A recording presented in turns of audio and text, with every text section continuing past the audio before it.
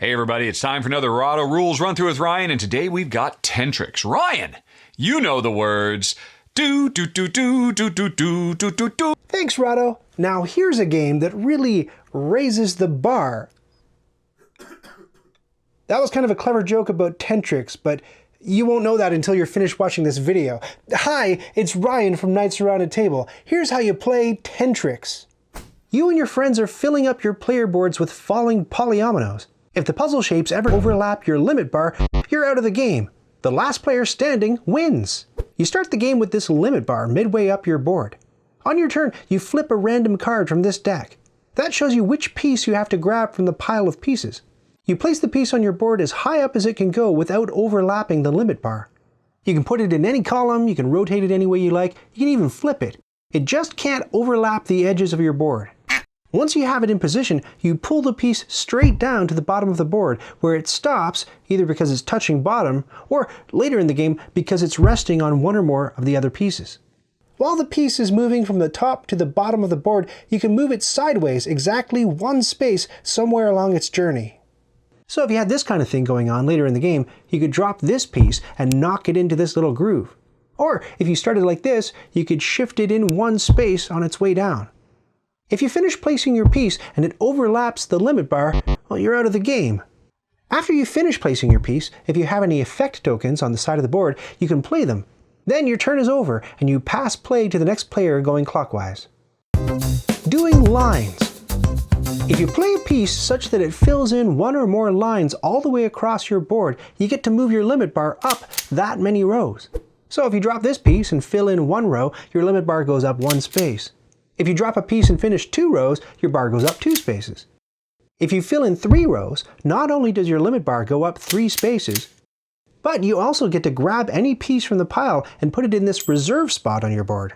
On your next turn, instead of drawing a card and placing a random piece, you'll place this standby piece instead. If you fill in 4 rows on your turn, the limit bar goes up 4 spaces, and you get the reserve piece, and you get to draw an effect token from the bag. We'll see what those tokens do in a second.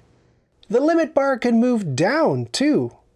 If you flip over a card and there aren't any more of those pieces available, every player drops their limit bar 1 space. This could knock 1 or more players out of the game if the bar overlaps any of their pieces, maybe even you. There's also a next level card tucked into the bottom portion of the draw deck. If anyone reveals that card on their turn, every player drops their limit bar.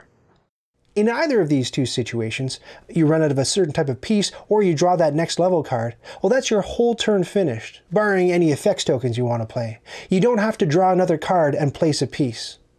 If you do turn up the next level card, you shuffle the discard pile and create a fresh deck with the next level card inserted at a certain spot that I'll show you later in the setup section. Effect tokens. You've got spots along the side of your board for 4 effect tokens. Anytime you cover an effect icon with a piece on your turn, you get to draw a random effect token from the bag and put it on your board. If your slots are full, you either have to use one of your effect tokens immediately to make room, or discard one.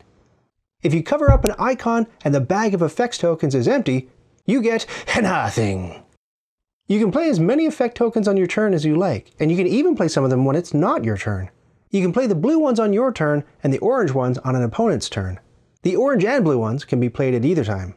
If you ever get into a situation where 2 or more players want to play effects tokens at the same time and there's a timing conflict, the active player gets precedence, and then priority goes around the table in clockwise order.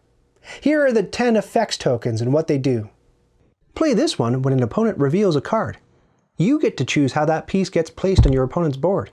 But you can't place it so that it overlaps the limit bar and knocks that player out of the game.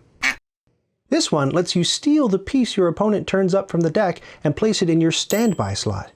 Then that opponent flips another card and keeps playing as usual. When play comes around to you, you'll play the piece in standby instead of flipping over a card. Use this effect to force a player to take another turn, revealing a card and placing another piece. There are 3 effects tokens that you can play either on your turn or on someone else's. This one lets you swap one of your pieces for someone else's. So if another player draws a card, you can swap one of your pieces for that newly drawn piece. Or you can swap for another player's piece that's on standby. Or straight up swap for a piece that's on that player's board. When you swap pieces on boards, those pieces have to be accessible. Accessible means that you have to be able to slide the piece straight up the board past the limit bar without being blocked by any other piece. So this piece is accessible. We can slide it straight up and out. But this piece is blocked by this one. And this one is almost accessible, but it nicks this piece on its way up, so you wouldn't be able to swap it out. When you swap pieces, you and the other player involved in the swap have to drop the newly acquired pieces on your respective boards using the usual rules. This effect lets you take an effect token from someone's board. You can use that stolen effect token right away or store it in one of your slots. This effect lets you block an effect token, no matter who played the effect and who the effect was played on. Finally, here are the 4 effects tokens you can only play on your turn. This one lets you yeet an accessible piece right out of your board and back to the game box.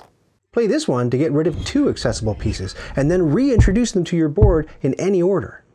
The second piece you remove could be one that became accessible due to the removal of the first.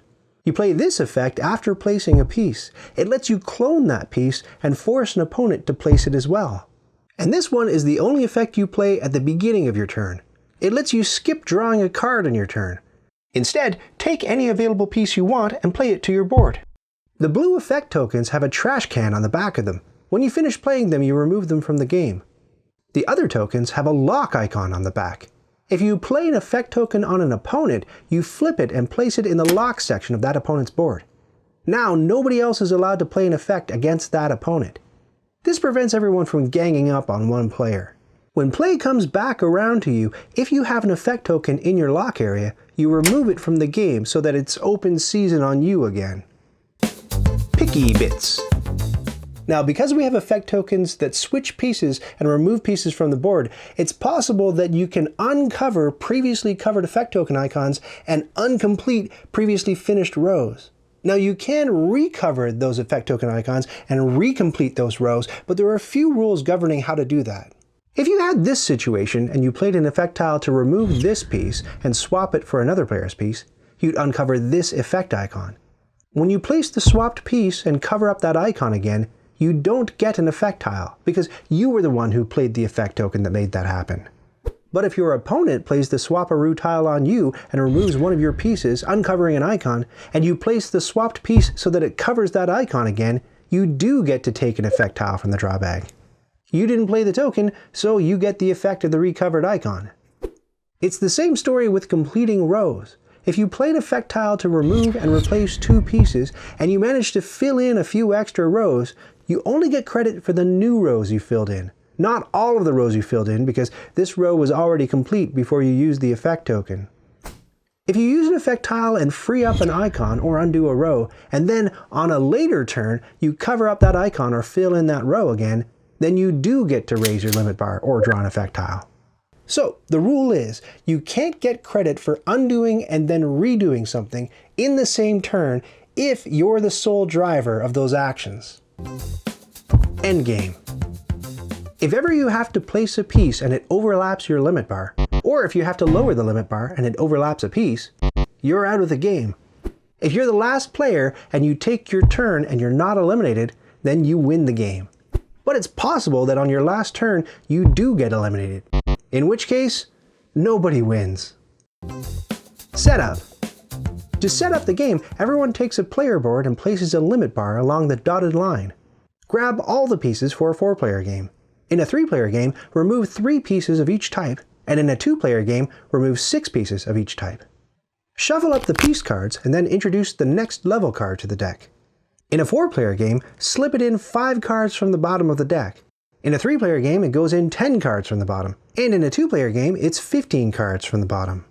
If the next level card gets uncovered during gameplay, then after everyone has moved their limit bar down, you reinsert the next level card into the deck according to how many players are still left in the game after you factor in eliminations. So again, 5, 10, or 15 cards from the bottom if you have 4, 3, or 2 players remaining.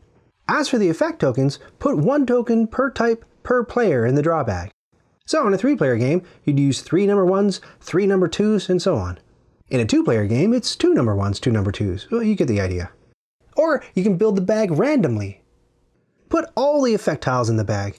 In a 3-player game, remove 10 random tokens. In a 2-player game, remove 20 random tokens. That ought to keep everybody on their toes. The first player is whoever most recently played a particular video game.